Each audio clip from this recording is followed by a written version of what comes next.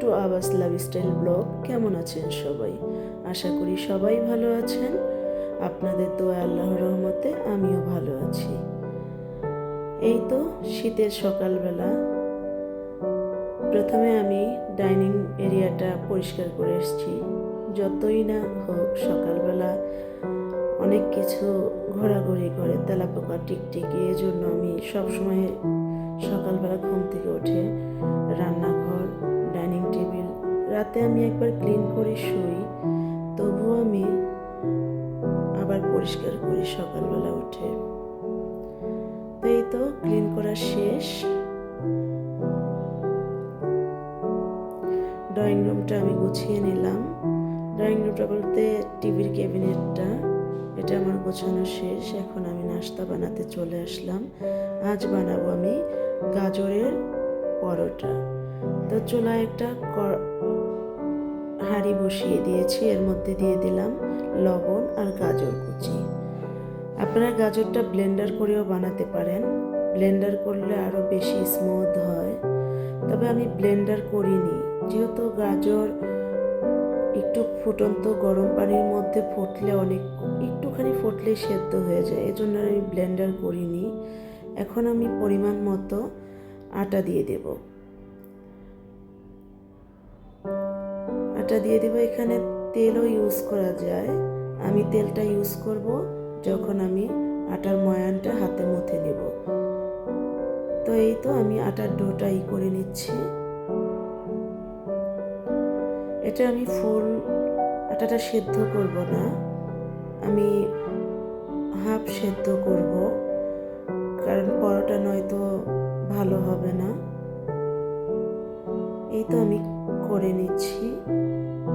তবে যে যেখান থেকে দেখছেন, আমার মিষ্টি আপুরা, ভাইয়ারা, সোনামণিরা, যে যেখান থেকে দেখছেন, সবাই অবশ্যই আমার পাশে থাকবেন, সাবস্ক্রাইব করবেন, কমেন্ট করবেন, আমার বেশ ভালো লাগে।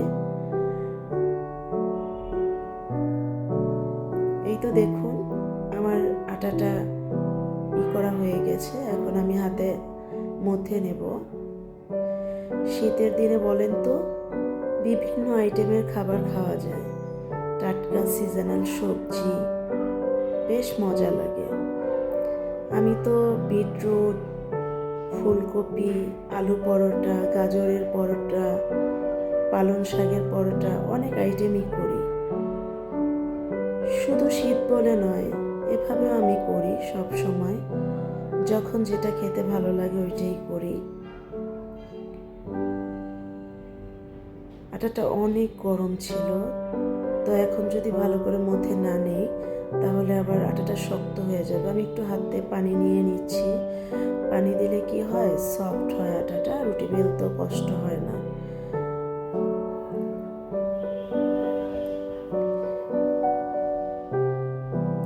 এখন হাতে একটু তেল দিয়ে নেব।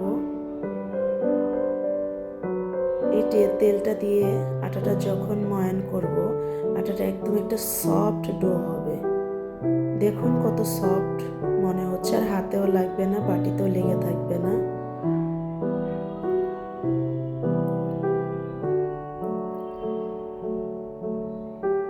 এই তো আমার আটার ডোটা প্রায় হয়ে গেছে।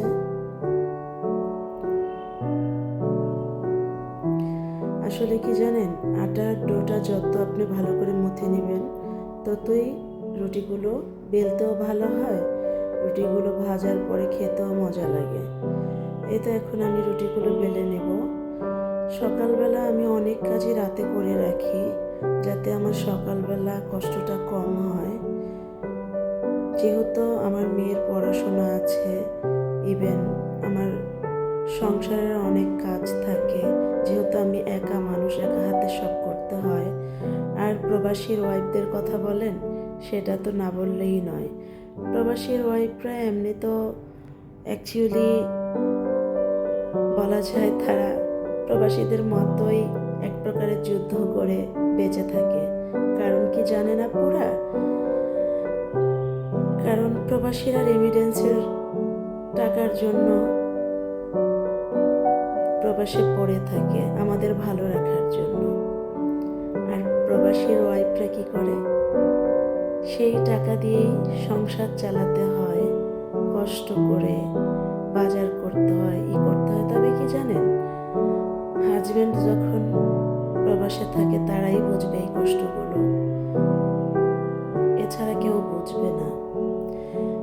তবুও বলি, অনেকেই আছে যে, অনেক ভাইয়ারা আছে, আপুরা আছে যে আমার চেয়েও বেশি কষ্ট করে। একা হাতে বাজার, একা হাতে বাচ্চা সামলানো, সংসার সামলানো, সব কিছুই বলেন না। অনেক মেয়েরাই জব করে, তারাও সব কিছু আমার চেয়ে বেশি করে। তবুও কি জানেন, তাদের দিন শেষে বাসায় স্বামী স্ত্রী একসাথে বাসায় ফিরতে পারে। আর আমাদের কি হয়, আমার একা হাতেই সব করতে হয়। তবে যাই হোক, আমার হাজব্যান্ড আল্লাহর রহমতে আপনাদের দোয়ায় বেশ, আমরা হাজব্যান্ড ওয়াইফ আমার সন্তান নিয়ে বেশ ভালো আছি। আলহামদুলিল্লাহ, আলহামদুলিল্লাহ, সবাই আলহামদুলিল্লাহ বলবেন। তবে আল্লাহ পাকের অশেষ রহমত যে এই যুগে এসেও আমরা ভালো আছি আপনাদের দোয়ায়। তাই তো আমি একে একে রুটিগুলো বেলে নিচ্ছি। রুটি না, অ্যাকচুয়ালি পরোটা। তো আমার পরোটা ভাজাও শেষ। পরোটাটা আমি ভেজে নিয়েছি অফ ক্যামেরায়। এখন আমি চুলায় চা বসিয়ে দিলাম। এখন চাটা বানিয়ে নেব, তারপর সকালের নাস্তা টেবিলে দিয়ে দেব। মেয়ে উঠে গেছে ঘুম থেকে। মেয়ে সকালবেলা একসাথেই মা মেয়ে ফজরের নামাজ পড়ে, কোরআন শরীফ পড়ে, তারপরে মেয়ে আবার একটু ঘুম আসে। যেহেতু অনেক রাত পর্যন্ত পড়াশোনা করে, সামনে যেহেতু এক্সাম। এই তো আমি চায়ের মধ্যে চিনিটা দিয়ে দিলাম।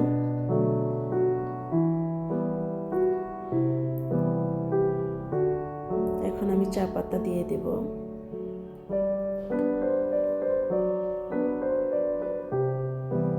সময় কিভাবে গড়িয়ে যাচ্ছে, 2024 সাল মনে হচ্ছে কি সেদিন আসলো, এখনই শেষ হয়ে যাচ্ছে। বছরের শেষ সময়টা আমরা অনেকে হাসি, অনেকে কান্না, এই নিয়ে জীবন কাটিয়েছি। তবে যাই হোক, সবাই ভালো থাকার চেষ্টা করব, সামনে নতুন বছরকে বরণ করব, এটাই আলহামদুলিল্লাহ। আল্লাহ যেন 2025 সনকে আমাদের জন্য ভালো একটা সময় নিয়ে আসে। বাংলাদেশে যেন আর কোনো অশান্তি, কোনো বিপদ কারো না আসে। সেই সাথে আপনারা আমার জন্য দোয়া করবেন, যাতে কোনো বিপদ, কোনো অশান্তি না হয় আর কারো, আমার সাথেও যেন না হয়। এই তো সকালবেলা আমি নাস্তাগুলো দিয়ে দিচ্ছি টেবিলে। আর এটা আমি আজকে রান্না করেছি ডাল, এটা হচ্ছে বুটের ডাল, মাংস দিয়ে রান্না করেছিলাম। আর পরোটা, এটা সুজির হালুয়ার সাথে বা গাজরের হালুয়ার সাথেও গাজরের পরোটা ভালো লাগে। তো অফ ক্যামেরায় এখন নাস্তাটা আমরা করে নেব। এটা হচ্ছে দুপুর ব্লার ক্লিপস। আজকে আমি ভর্তা ভাত করব, যেহেতু বাঙালি। তো শীতের সিজন, এই জিনিসটা তো আর মিস করা যায় না, বলেন তো। এটা হচ্ছে টমেটো ভর্তা। এখানে আমি টমেটোগুলো 2 ফালি করে কেটে একটু লবণ দিয়ে, একটু তেল দিয়ে ভাজতে দিয়ে দিলাম, মাঝে রসুন দিয়ে দিয়েছি। তো এখন আমি ফাঁকিবাজি ওয়েতে ভর্তা করব। এখানে ফাঁকিবাজি ওয়েতে কেন বললাম, পাটায় বাটাবাটির ঝামেলা ছাড়া। আমি এখানে অনেকগুলো আইটেমের ভর্তা করব, একে একে দেখিয়ে দিচ্ছি। এখানে আমি পেঁয়াজ আর ধনে পাতা কুচি নিয়ে নিয়েছি, দিয়ে দিলাম স্বাদ মতো লবণ। আর আমি যেই কয়টা আইটেমের ভর্তা করব তার জন্য দিয়ে দেব ভাজা শুকনো মরিচ। এই তো আমি শুকনো মরিচগুলো দিয়ে দিলাম। আর সরিষার তেল ছাড়া তো ভর্তা ভালোই লাগে না। অ্যাকচুয়ালি কি জানেন, শীতের দিনে ভর্তা খেতে, বেগুন ভাজি সবই মজা লাগে। শীতের সবজি বলতেই বেস্ট। এই তো আমি ভালো করে পেঁয়াজ মরিচ, ধনেপাতা এগুলো একটু ভালো করে মথে নিচ্ছি। এখন আমি দিয়ে দেব সরিষার তেল। সরিষার তেল ছাড়া ভর্তা যেন মনে হয় অসম্পূর্ণ। এখন আমি একে একে ভর্তাগুলো বানিয়ে নেব। আমি একসাথে সবগুলো মিক্স করে কেন নিলাম, একটা বাটির মধ্যে আমি উঠিয়ে রাখবো যাতে আমি অল্প অল্প করে নিয়ে ভর্তা বানাতে পারি। এখন আমি এই বাটিটার মধ্যে তুলে রাখবো, আমার যতটুকু পরিমাণ লাগবে আমি অতটুকু পরিমাণ নিয়ে নেব।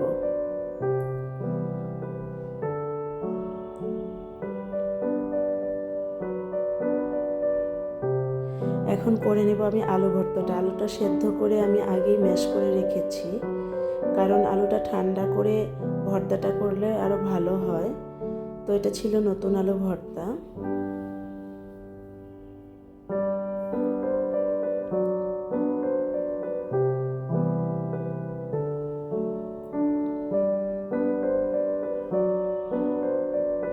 সবাইকে বরাবরের মতো আরও একটাবার রিকোয়েস্ট করব, যদি আমার ভিডিওর কোনো অংশে ভালো লেগে থাকে ফুল ভিডিওটা দেখবেন, অবশ্যই লাইক কমেন্ট সাবস্ক্রাইব করবেন। এই তো আমার আলু ভর্তাটা করা শেষ। এখন আমি করব ফুলকপি ভর্তা। ফুলকপিটা আমি একটু লবণ, তেল, একটু পানি দিয়ে সেদ্ধ করে নিয়েছি। তো এখন আমি ফুলকপিটা ভর্তা করে নিচ্ছি।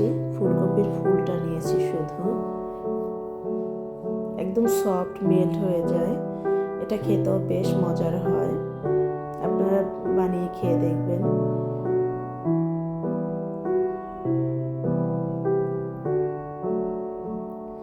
আজকে আমি একটা ট্রের মধ্যে সব আইটেমের ভর্তা রাখবো, যেহেতু অল্প অল্প করে করছি এজন্য আর করছি না, কারণ রাতে যেহেতু ভাত খাওয়া হবে না, রাতে তো আমরা কেউ ভাত খাই না।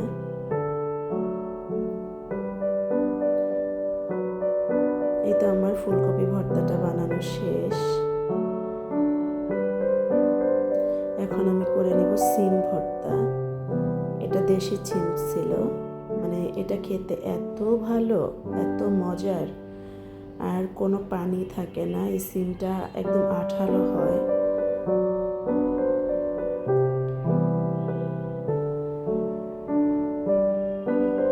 এই তো আমার সিম ভর্তাটাও বানানো হয়ে গেছে। এখন আমি যে একটা সার্ভিং ডিশ নিয়েছি ওটার মধ্যে রেখে দিচ্ছি গুছিয়ে। আমি আরেকটু নিয়ে নিচ্ছি। এখন আমি আরেকটা আইটেমের ভর্তা বানাবো। এটা হচ্ছে টমেটো। যেই টমেটোটা আপনারা দেখলেন আমি সেদ্ধ করে রেখেছি, ওই টমেটোটা। আর এটার সাথে রসুন দিয়েছি একটা কারণেই, রসুনের এই ভর্তাটা টমেটোর সাথে রসুনটা দিলে কি হয়, আপনার একটা স্মেল আসে আর খেতে এত মজার হয়। অবশ্যই বানিয়ে খেয়ে দেখবেন। নর্মাল ভর্তা যেভাবে বানানো হয় এটাও সেভাবেই বানানো হয়, শুধু খালি অ্যাড করতে হয় রসুনটা। এই তো আমার দুপুরের লাঞ্চ রেডি।